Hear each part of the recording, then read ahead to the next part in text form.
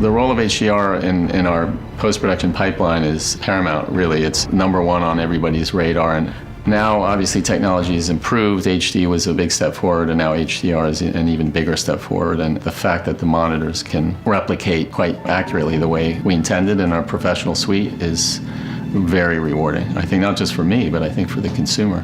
Yeah, I think today you have to be even more focused on all the details in the shot, because on these new TVs and in the HDR, you really can't hide anything. So it means you really have to pay attention to all the details.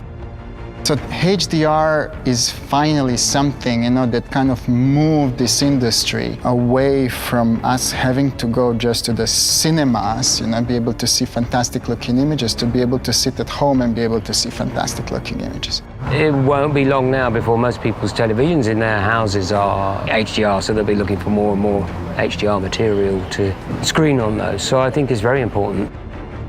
We have really seen how gradually cinematographers like, softer shadows.